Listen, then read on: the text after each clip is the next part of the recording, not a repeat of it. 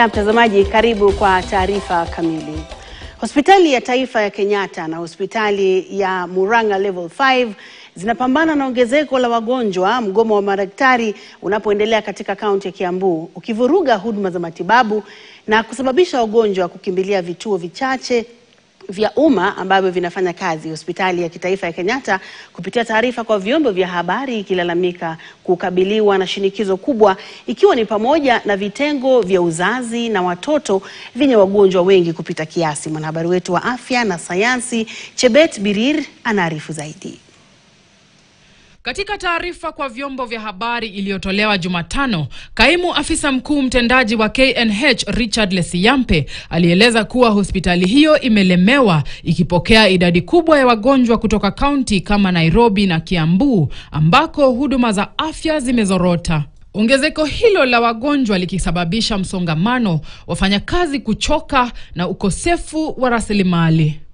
Takriban wiki moja iliyopita, baadhi ya wabunge wa Kiambu walitoa taarifa kwa vyombo vya habari wakisema kuwa gavana wa Kiambu, Kimani Wamatangi, ameshindwa kutekeleza wajibu wake wa kuhakikisha wakazi wanapata huduma bora za afya.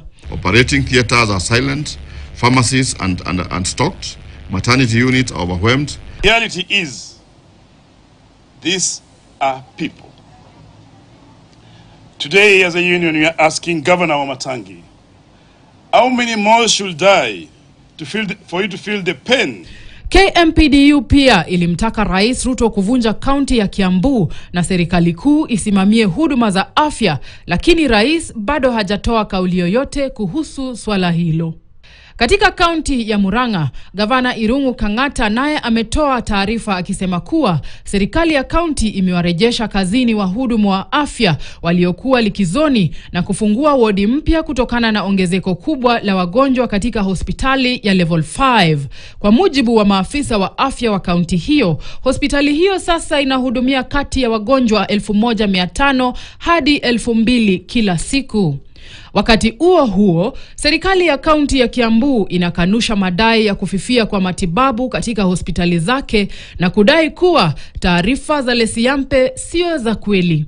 Kwa mujibu wa CEC wa afya katika kaunti ya Kiambu, Daktari Elias Maina na Governor Kimani Wamatangi, hospitali zote za kaunti zinafanya kazi kama kawaida. This is the same narrative that KMPDU has been trying to advance. They started by saying that there are 300 people who are dying in Kiambu every day. Then the other day they say that there are 136 babies are dying, which they have since confirmed that information is not official, it is not verifiable, it is not from the custodian of the data. I dare those that have been spreading those falsehoods to go to the website of the ministry itself and look at the record of Kiambu. Today, Mr. Speaker, we see more than 6 million outpatients in all the facilities in Kiambu County. Mr. Speaker, the facilities in Kiambu deliver more than 80,000 births every year. Mr. Speaker, we are running efficiently more than 123 medical facilities, Mr. Speaker. Chebet Birir, KTN, Nairobi.